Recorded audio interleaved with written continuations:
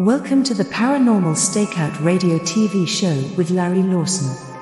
As a former career law enforcement officer and law enforcement educator, Larry focuses on the use of tried and true law enforcement investigative techniques in conducting paranormal investigations. Despite his experience and training, Larry also keeps an open mind to discussions on topics that deal with evidence that are not quite as physical in nature. Paranormal Stakeout guests are professionals in the field of the paranormal and parapsychology, conducting the investigations and research needed to further the cause of paranormal study. Larry advocates an agenda of standardization of structure and training in the field of paranormal investigation and research for the purpose of one day being able to produce the evidence needed to convince a jury of the existence of the paranormal. Whether it is ghosts, UFOs, unsolved mysteries, hauntings or cryptids, no topic is beyond the investigative reach of Larry Lawson and the Paranormal Stakeout radio TV show team. Now, here is the host of the Paranormal Stakeout radio TV show, Larry Lawson.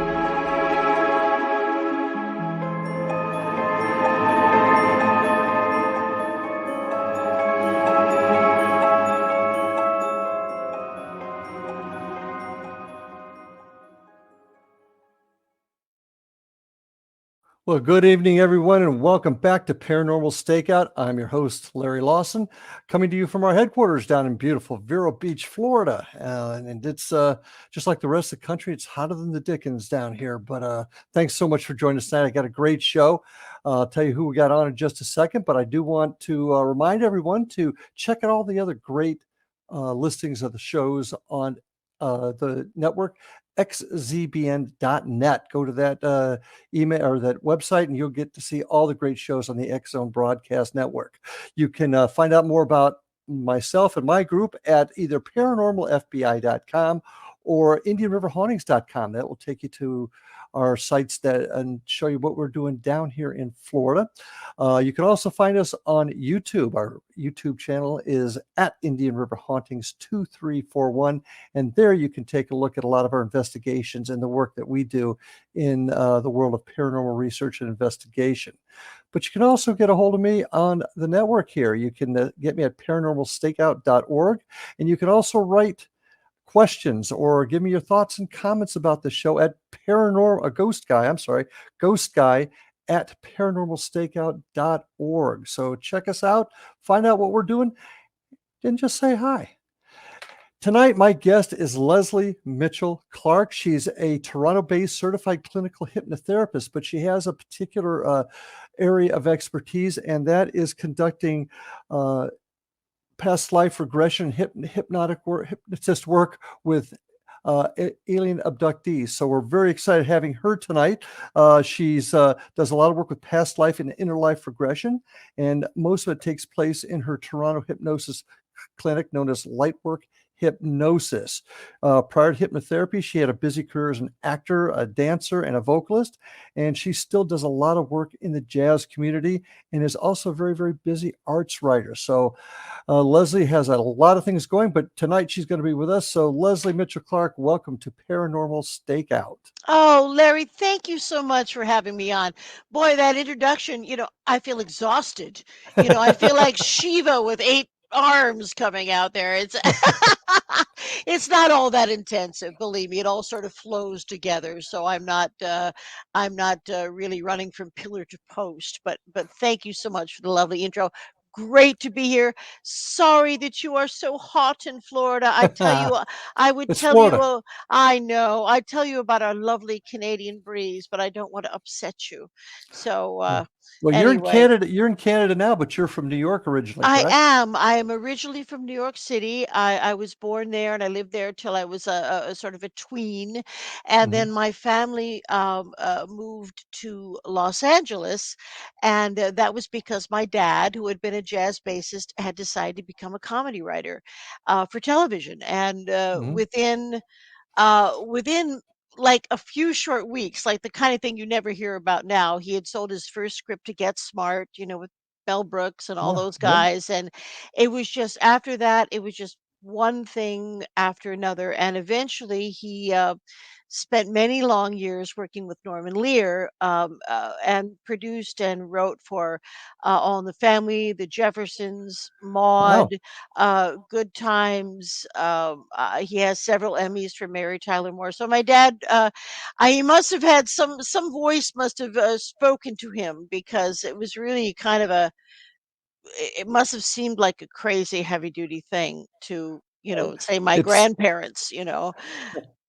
it Yeah. sounds like an exciting time, but tell us about Lesley. Tell us about your work and how you got to where you are working with alien abductees and Oh, regression life therapy. Tell us about you. absolutely. Well, as you mentioned very briefly, all of my early career was about the entertainment business, and the Mhm, last chunk of it, I was a very busy publicist or media consultant, really for jazz artists. So, but I had found all of that work and the occasional acting work that came through. I found all of it unfulfilling, and I was really kind of having a sort of a midlife crisis. Now, I did not buy a red sports car convertible and get a girlfriend or anything like that, but my husband did say, I think you need some uh, direction. mhm, I know there's something that's wonderful out there for you, but so my husband was very cool guy. He bought me a past life regression with a no a very competent, hypnotherapist. So, mhm, and so I went through that experience. Now, what I took away from the experience was not only the recovered memories of a specific life, but the big thing that I took away was I understood that I could do that kind of work. I could use my voice in a way as a singer that would lull people into beautiful trances.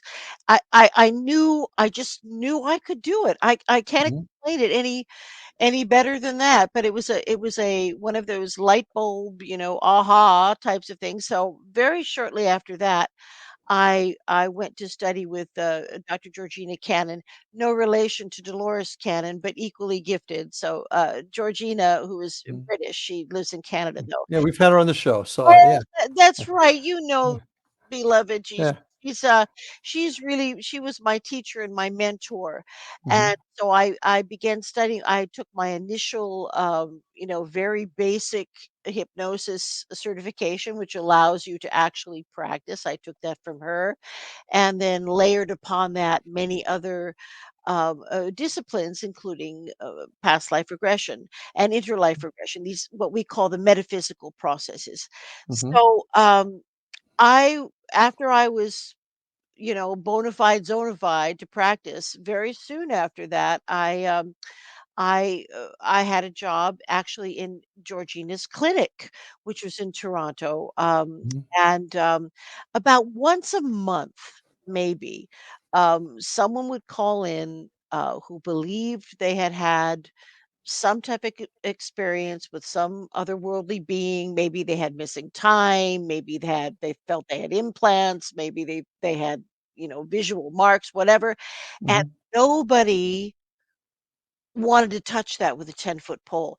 Now, these were not mentally ill people that were because I did do intake Okay. on some of them. These were people who essentially were leading, highly productive lives. So, I just said, "Look, these people call in, give them to me. I'll work with them somehow." So so what I did is and I did not reinvent the wheel here, please. I don't want to make it seem as if I did, but I took existing past life and other regression techniques, and I simply tailored them for working with a potential experiencer. So Mm, these are tried and true regression techniques, which I have simply modified to work easily um, with experiencers. Now, when someone comes to me and says that they have had an event of high strangeness, whatever that may detail, um, I do a very in-depth intake. Now, that doesn't mean that I disbelieve them.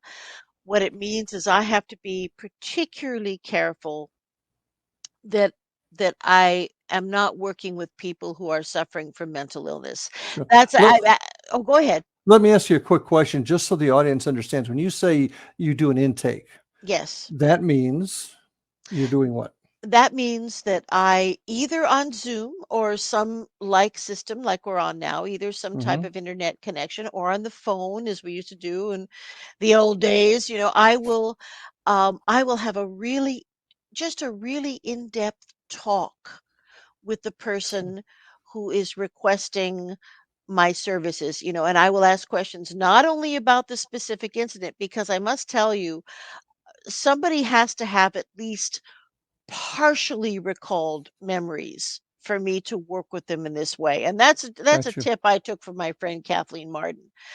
She said that's what I do. You got to do that. Mm-hmm. Otherwise it's out of control. So I discuss maybe the incident, maybe former incidents, and then I get into a lot of other stuff. Mood, sleep, any physical illnesses, any traumatic illnesses, traumatic experiences. I mean, I really, as I'll go as far as the person will let me, really.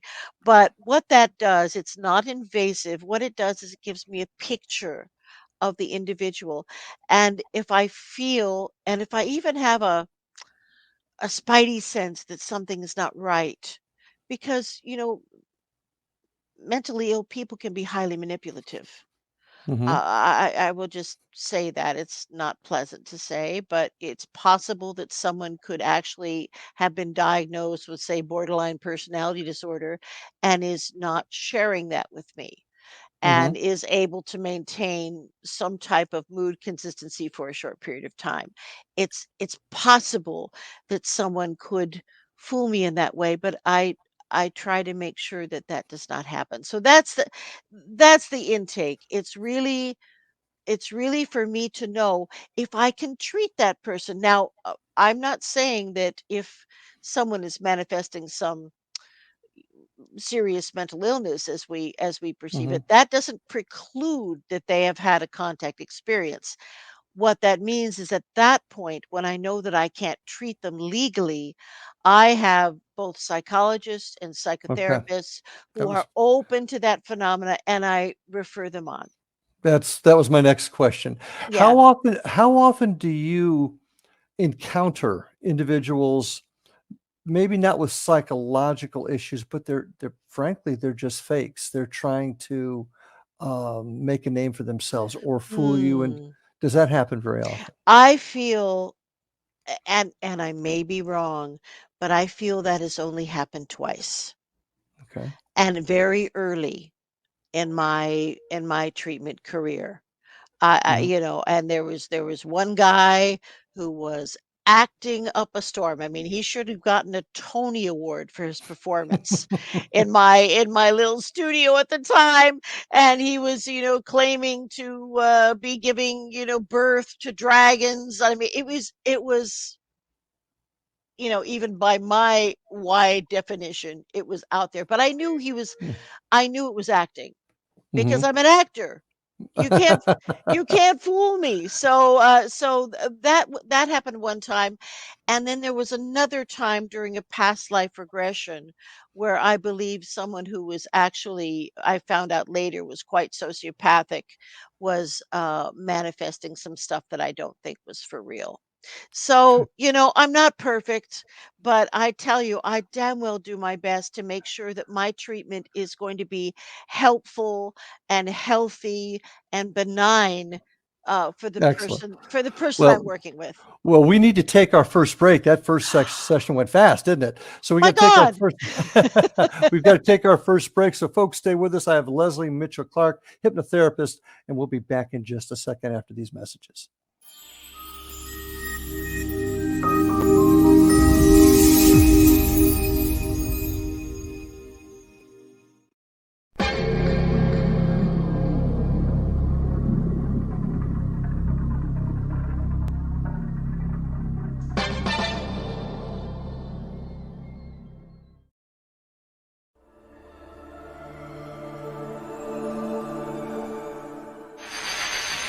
NASA has confirmed that they have evidence of life beyond Earth. This discovery is confirmed. LSC, we've had visitors again.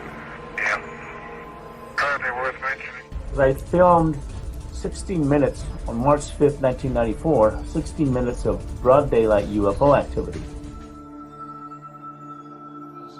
The other side, the spirit realm, is a parallel dimension which runs, which coexists with ours. And what spirits are doing is they're sending waves of frequency from that dimension to ours. The government instituted the truth embargo.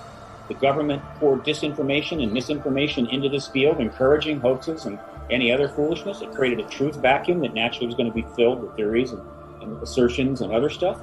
The oil oligarchs and the banks and the people who are making decisions that are leading us down the wrong path. They've undermined the research, intimidated and threatened witnesses.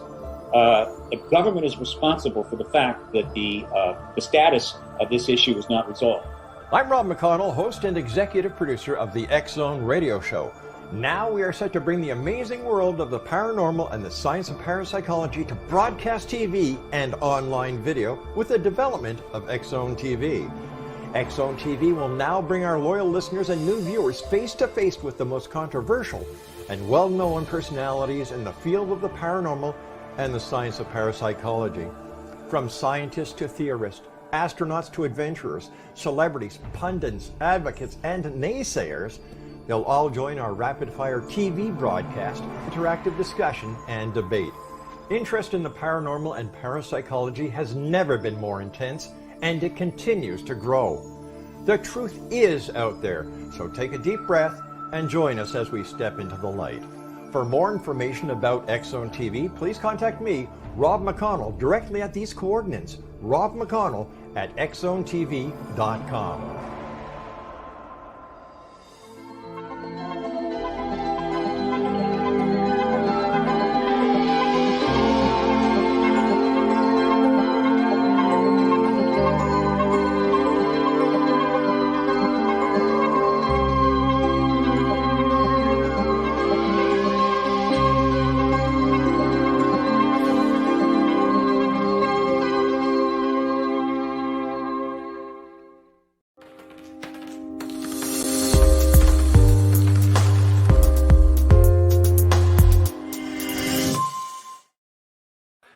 And we are back with my guest tonight, Lesley Mitchell-Clarke. Fascinating discussion. First thing I'd like to ask you before we go on this topic, how many years of study did it take for you to reach this level?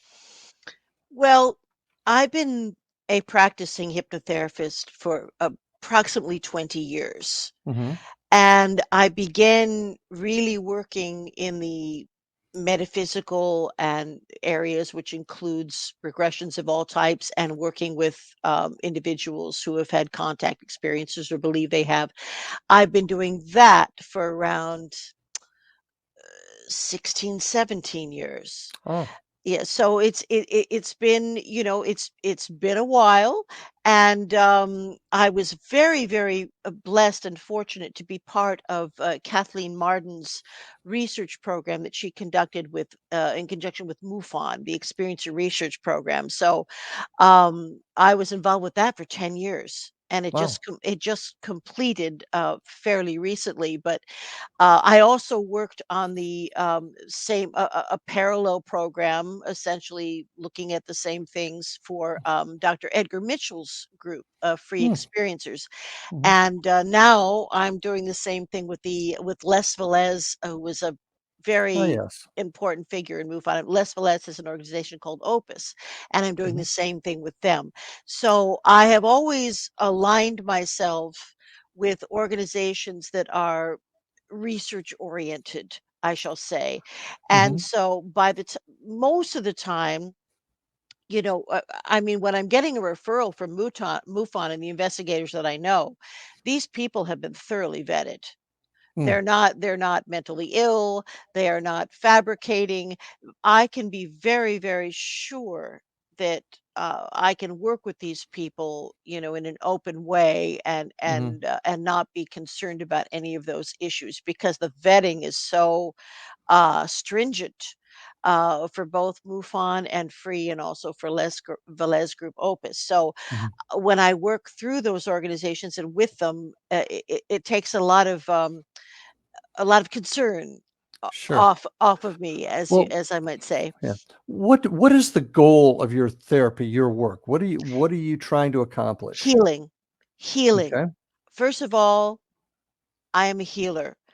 And what I will say is many experiencers have a very specific type of PTSD. And now, although most experiences are benign, they're not always interpreted that way initially by the experiencer themselves. So I deal with a lot of really unique trauma. So my goal is through my various techniques, NLP, EMDR, whatever I'm using, that I can, in the same way I deal with, people returning from service or first line responders with PTSD, I actually use the same types of techniques. We work through the experiencers. We work through the experiences. We find them, we work through them, and then we obliterate the negativity Mhm. aspect. Mhm. And now something that's a little different from the way it would have been interpreted maybe 100 years ago is it used to be believed that individuals needed to viscerally, physically pass through a traumatic memory in order to become desensitized to it and release it. Well, we now know that that's not necessary. It's a mental exercise. So, say someone has come to me and we've uncovered a memory that, for one reason or another, is disturbing. What I will do is I will direct the client into that memory, but I will immediately turn them into an observer, as if you're watching it, for another room, and Okay. a kind of reactiveless observer.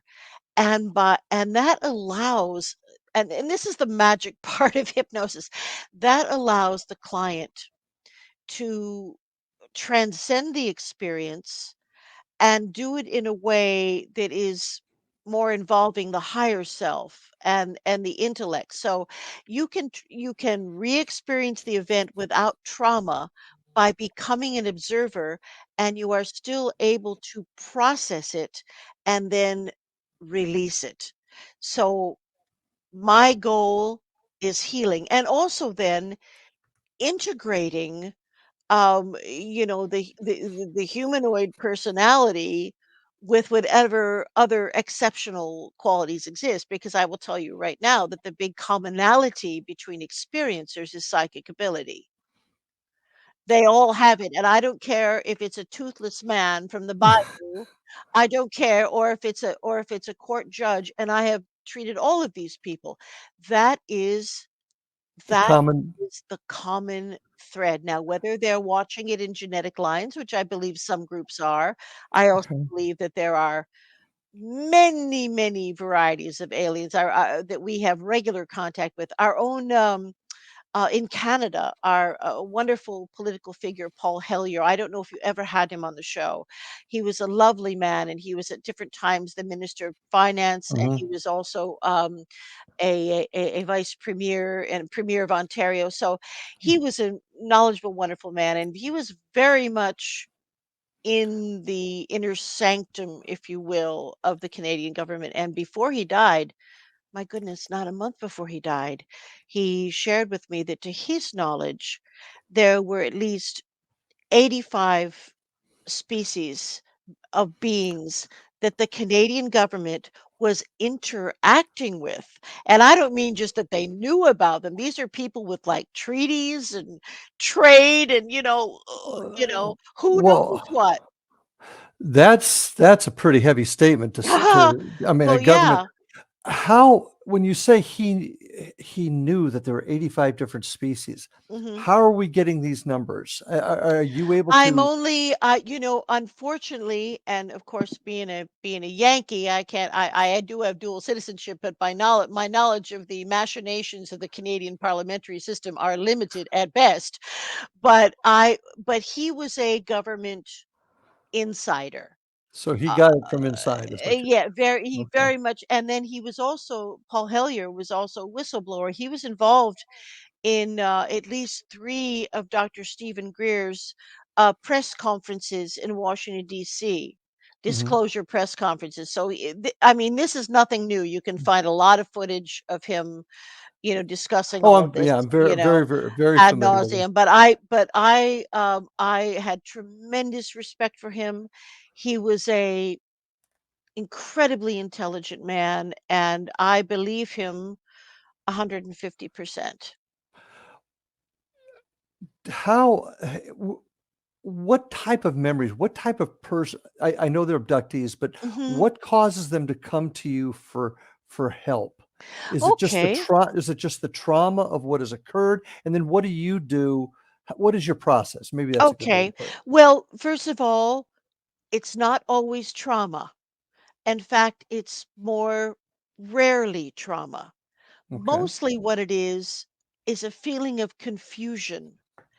And I would say that most of my clients, Larry, are people in midlife where whatever memory suppressants have been used, whether it's a government incited program or whether it's ETs themselves, whatever kind of suppression mechanism they try to use, it doesn't work.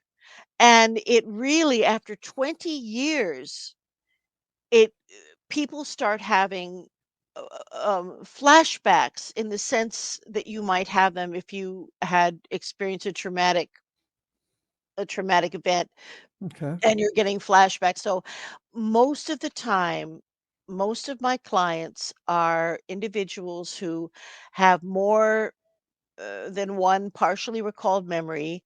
And suddenly, it seems as if it's suddenly in midlife, all of these things are starting to come up. That would be my most common Mhm. type of client. So what we do is, I mean, a lot of what I do is just getting these dear people to calm down Mhm. because they are incredibly stressed. A lot of them don't sleep. They're either afraid to sleep because that's when a lot of activity happens, or they're working with ETs who don't understand sleep. So one of the two, is happening. So these poor people are usually not sleeping. They have tremendous concerns for their sanity because let's face it, I'm a hypnotherapist. I'm the last chance Texaco. You know, I mean, they no doubt many of these people have seen psychiatrists who have said, "Well, you're completely normal. I'm not sure what the issue is." Are they afraid they're imagining it and you're helping them to realize they're not imagining it? I think that's a huge part of it. I think because these experiences, a lot of them sort of live in that how can I put it, that shadowy world of being between being awake and being asleep. It's they when people are taken from the time they are small children, and I'm going to go out on a limb here and say something that I believe, and I may have arguments for other people. That's okay. I don't think there is such a thing as a person who has one encounter experience.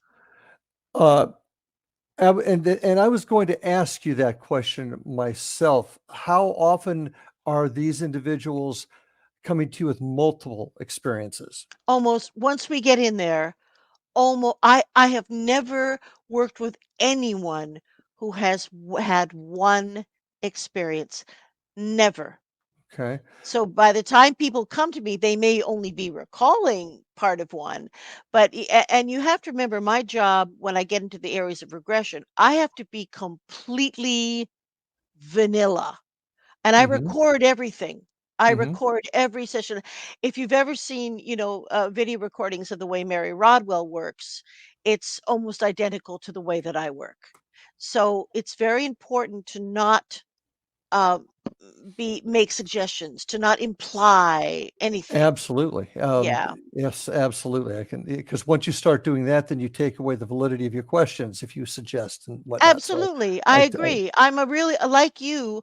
I mean, I sometimes think about how does a police officer um, uh, ask questions that Mm-hmm. are not leading, that are Mm-hmm. fact-based. So, and sometimes, and I haven't done this for a while, I have been called in to work for the police department, not in any metaphysical way, but to hypnotize someone who may have seen something, but maybe doesn't realize what they've seen, like a license plate number or something like that. And in the Yeah, work that I did, we used that quite a bit. But hey, yeah. guess what? We're coming up on our next break already.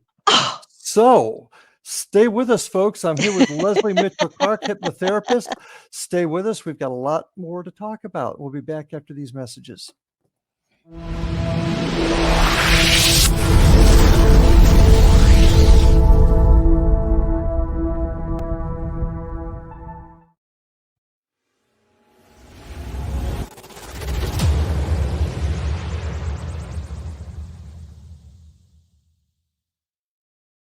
So I was watching the X Zone TV channel last night when I was abducted by aliens, and they kept repeating to me over and over again, simultv.com, simultv.com. What's simultv.com? That's what I asked them. They had it written on the side of their UFO. How do you spell that? UFO. No, I mean simultv.com. simultv.com. simultv.com. Right. simultv.com. Interesting that you were abducted by aliens in a simultv.com UFO last night. Oh, yeah? Yeah. Now that you mention it, I remember now last night I was awakened from a deep sleep. My great-grandmother was standing there. She said she'd come from the hereafter to tell me about simultv.com. She even spelled it out for me. simultv.com, sonny boy. simultv.com. simultv.com, sonny boy. Wow. Yeah. Guys, you'll never guess what my psychic guru just told me. simultv.com. Exactly. Are you guys psychic too? Of course. We all know about simultv.com. simultv.com.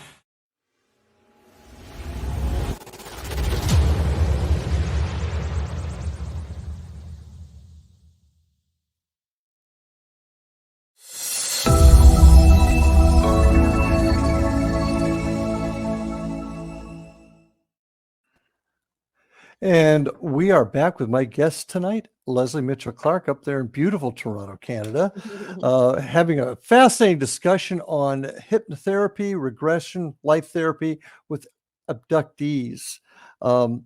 Question for, first of all, I do have some significant experience with the hypnotherapists that do regression therapy in my work wonderful. in my police work, and that mainly had to do with child victims. So I do understand how that works. So and it's been very successful, I might add. That's why you were talking about the leading questions and whatnot. I totally understand that. But one question that comes to mind here, I've actually got a couple. I got several, but I'll start with this one. How do the visitors from wherever they're coming from whatever dimension or galaxy that they're coming from, how do they pick individual folks?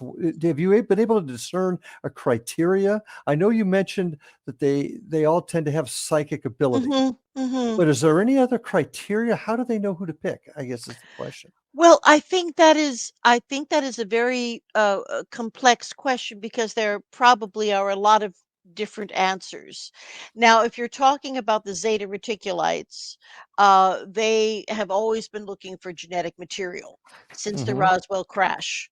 And so, the more, horrific things that I used to hear about, and by the way, I almost never at this point in my career encounter someone who has had one of those terrible gray driven ova extracting terrifying experiences. That seems to have been confined to certainly the Truman Agreement and the Eisenhower Agreement, and those types of incidents. I would have to have somebody well into their 60s to have been really old enough before that timed out. So that's one goal. And I think that the grays, the Zeta Reticulites, were not really looking for genetic lines of psychic ability. I think they were just looking for raw material. So in that case, there were probably a number of random abductions such as Betty and Barney Hill, and and that kind of thing. So that's the Zetas. That's one group. But I also believe that we are connecting etherically with, if you wish to say, our cousins, in a sense. Mhm. My own belief system, and I would not question anyone else's belief system, certainly. I believe that there were infusions of DNA into the early hominids, the five fingers of man, if you will. And in some cases, this was very highly structured, as in the case of the Anunnaki, who needed, slave labor to work their gold mines. So we are actually, genetic cousins, if you will, with many beings in the Lyran system, particularly from what I hear. So you're talking about the Yael, the Lyrans, and even the Pleiadians, and even the Anunnaki are considered Lyrans because of their own genetic history. So um, I think there is a sense of responsibility from some of these beings at having maybe really effed up before. And Okay. dare I say it? I mean, we know the Anunnaki were engaging in nuclear war with each other. Otherwise, we wouldn't have vitrified sand all over Iraq and Iran. So we know that these things happen. We can still get Geiger counter readings off of the old sites of Sodom and Gomorrah. There were nukes that they were nuking each other. So I think that they have, some of the beings that visit us have a tremendous sense of history and of responsibility, and want to assist us. However, um, I tend to think that, from what, and again, this is from what I've heard. I'm not writing anything. This is just from what I've heard. There appears to be a type of galactic federation, in the sense of a Star Trek United Federation of Planets. This appears to be a real organism, and they even have a major ship, which is of course cloaked at all times, which is monitoring us because we are dangerous. We're like 3-year-olds with blow torches. I mean, Oh, we're yeah. dangerous beings right now. But from everything I hear, well, we say, well, why don't they come down and solve hunger and quell all this war and blah. Well, there is, like, again, like Gene Roddenberry's Star Trek universe, there is a hands-off policy. We have to pull on our own big boy and big girl pants. We have to solve our problems. We have to decide to accept and not exclude. And this is the only way that our planet and the beings on our planet will be able to arise to the fifth dimension. And I understand exactly where you're coming from. Let me ask you this question though. Because most of my work is in the ghost field. Ah, Okay. yes. Well, I do And that too. I well, love we're it. gonna talk about that in a minute. But what I Okay. want to ask you is a question that I would always get is, how do you prove this?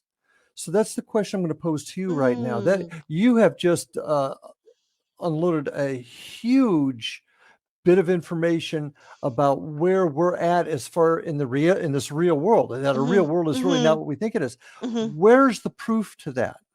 Well, now here we have the conundrum, because we don't have proof in the sense of there are not craft landing every day and saying Mhm, hello, here we mhm, are. I think to a certain extent that had been tried.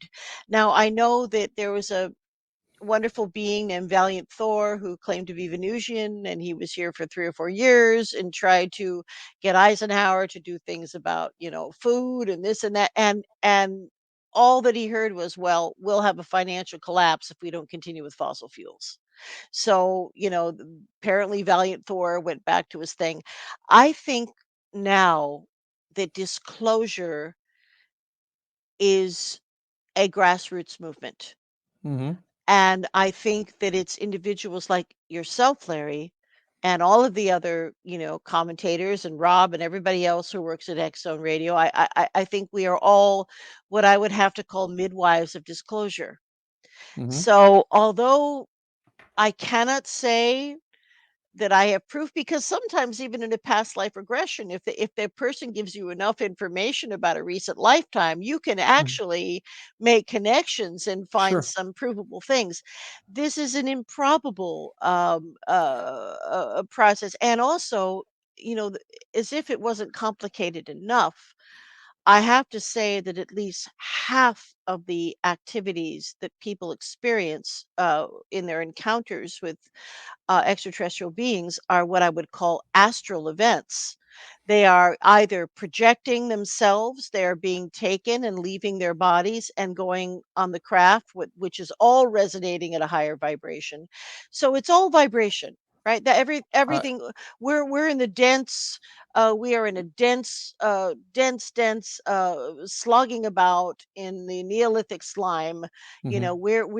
But there are other dimensions that are, in fact, our idea of heaven. Well, I've heard many people who talk about the interlife, or where they go after death.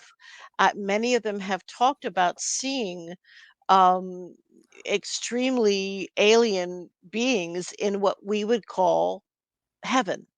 well, that's a question I want to ask you. One of the other questions I want to ask you is this a dimensional issue? For Yeah. for there's a lot. Our physics, our science, absolutely is convinced that Hmm. beings can't travel the distance they need to, Yeah. and with our understanding of science. Yeah. So, is this, in your opinion, a dimensional issue? So, I think a lot of it is.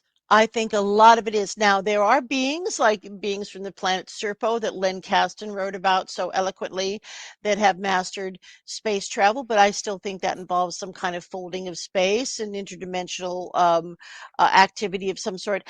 Let me just throw this at you. I was just reading this amazing book by Grant Cameron about what is going on out at Mount Shasta. And for 30 years, Mount Shasta, well, more than that, but by our contemporary understanding, for 30 years there's been unlimited amazing activity going on at Mount Shasta. People see craft landing, taking off, they've seen fleets of craft. I mean, it's just ridiculous. So there is a group that has been working with the individuals who come to Mount Shasta, the ETs, and they are saying that they are Pleiadians. So what mhm. they are doing is, and what is the word for it that they use? Oh God, forgive me. I'll probably think of it in a moment. But there is a word for what they are creating. But the Pleiadians are bringing an interdimensional space or doorway or anteroom um, up to Mount Shasta, and allowing up to 30 people to get in to that space. People A- meaning You and human. me, the people in the group, the people that Okay. participate, they're using Stephen Greer's technique, so they have a rather Vedic.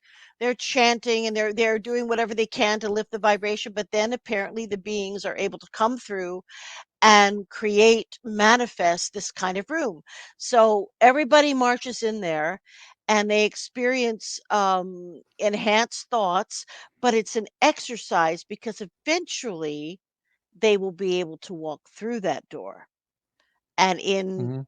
into a more rarefied dimension where communication and everything else is open and free. But for right now, they're bringing this kind of anti room and allowing up to 30 people to actually get in it. And apparently it can be seen.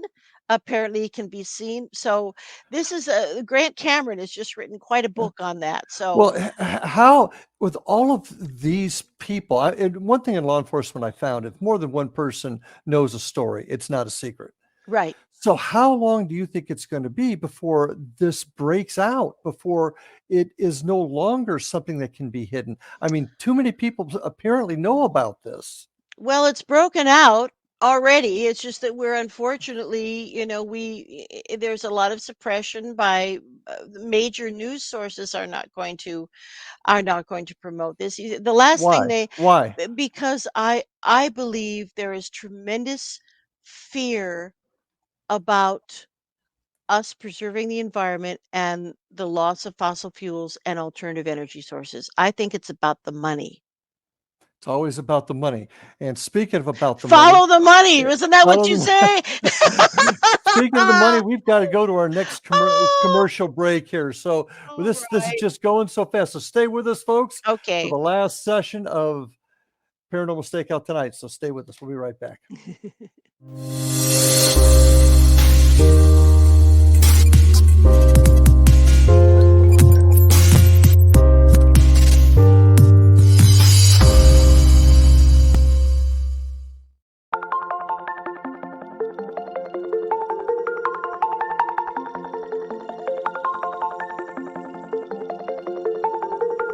Question: what is the name of the unique blend of coffee you get that has been formulated by a neurologist, a neurobiologist, and a pharmaceutical chemist? Answer: you get Beautiful Mind Coffee, a unique coffee blend that tastes great and has herbal ingredients that your brain will love, and it is not just coffee, it's brainalicious. Dr. Rathbone, Dr. Jang, and Dr. Winslow, the scientific team that created Beautiful Mind Coffee, decided to collaborate on a coffee focusing on brain health. As for those herbal ingredients found in Beautiful Mind Coffee, Dr. Rathbone, Dr. Jang, and Dr. Winslow, utilizing their combined extensive scientific research background, worked with many natural and herbal products until the exact formulation that is found in Beautiful Mind Coffee was created. With a unique scientific formula not found in any other coffee being sold or served, Beautiful Mind Coffee is the only coffee blend that contains 3 herbal ingredients found to aid in boosting your daily mental clarity and focus. Every cup of Beautiful Mind Coffee contains scientifically formulated amounts of maca root powder, green tea extract, and American ginseng, all supporting good brain health. Taking care of your brain's health now can help delay or prevent the onset of cognitive dysfunction, including dementia, Alzheimer's, and more general memory loss as you get older, just by enjoying the delicious flavor of our roasted coffee and herbal ingredients found exclusively in Beautiful Mind Coffee. Did you know that cognitive dysfunction also refers to deficits in attention, verbal and non-verbal learning, short-term and working memory, visual and auditory processing, problem-solving, processing speed, and motor functioning? For more on Beautiful Mind Coffee, the 3 scientists who formulated Beautiful Mind Coffee, and more details on the 3 unique herbal ingredients in Beautiful Mind Coffee, visit www.beautifulmindcoffee.ca. Beautiful Mind Coffee is now available online at amazon.ca and amazon.com. To order Beautiful Mind Coffee, visit www.beautifulmindcoffee.ca today.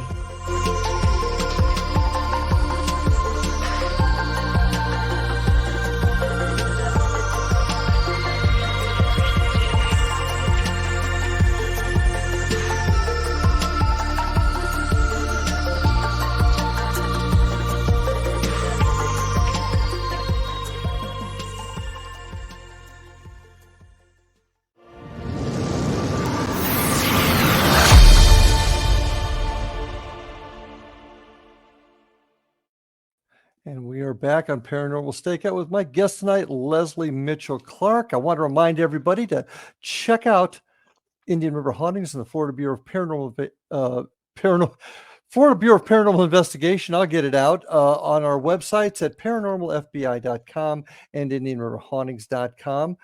Check us out at our YouTube at Indian River Hauntings 2341. Also, go ahead and do the xbn.net site and check out all the other great programming on the networks. There's a lot of terrific shows out there. And Lesley, how can folks get a hold of you? Oh, well, I'm eminently easy to find. Okay. You can always email me, and I always respond. It may not take me, I may not be able to do it immediately, but I will always get back to everyone that emails me, and I want to hear about your issues. If you have a question, this is very sensitive stuff. I'm here as a sounding board, in part. So you can always email me at Lesley, Lesley, the female spelling, Lesley at lightworkhypnosis.com. And that's all one word, lightworkhypnosis.com. And you can also find me on Facebook easily as either Lesley Mitchell-Clarke or under Lightwork Hypnosis. So, And you have a book yeah. out too, don't you? I do. It's called Intersections, A True Story of Extraterrestrial Contact. And what it is, it's the journey of one specific experiencer from the first time that I saw him all the way through like the whole process. So I think what this book does is it really draws in the reader into actually what this therapy is like and what we discover. A lot of transcriptions, really cool. And you can get it on Amazon, Amazon.com, anywhere you Excellent. Amazon. So it's Intersection, True Story of Extraterrestrial Contact. So check that out, folks. Thank you. Now, getting back to our discussion. Yes. I find it mind-boggling. Would you say 85 different species? Yeah. And I just find And that that was mind-boggling. years ago. And that was years ago. So I think that's conservative. And remember too that anything that Canada is doing, we are completely in bed with the United States.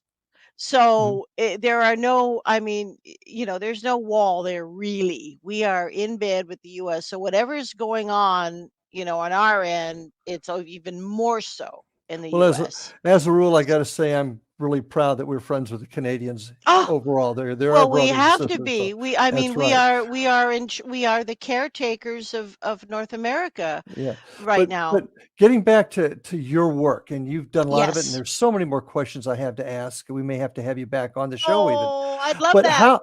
how many different in your work, how many different species have you actually been able to identify Okay. through your clients? All right. Well, there are apparently many different types of grays.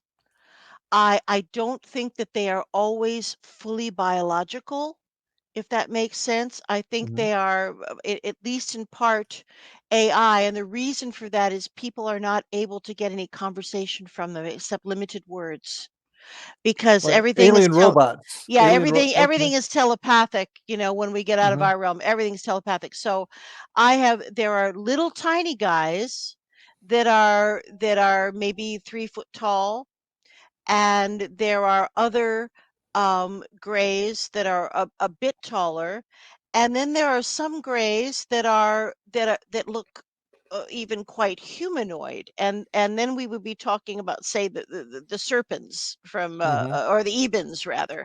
So, and then also there are grays that are every bit as tall as we are, and they are more white color, but they have the extended head. So there's four. And I'm not saying, boy, there's a million more, but from the beings that I have heard about, there are four types of grays, going from robotic little guys to rather bossy big guys. Okay. Okay. Now, I have heard about reptilians, and again, many different types. And I know that, this is I hate to get into the reptilian thing because this is, David Jacobs and this paranoid thinking, but I'll tell you, I think we as mammalians have a very difficult time with life forms that have come out of another stream. I think a big part of this reptilian thing is simply a deep-seated genetic discomfort, because there are good reptilians, there are bad reptilians. There are reptilians that we have agreements with. So again, it's like as above, so below, Well, so I'm sorry, go ahead, Larry. no, too quick. I've just got so many questions I want to ask. You have to forgive me. Are you familiar with any aliens that are color a blue color?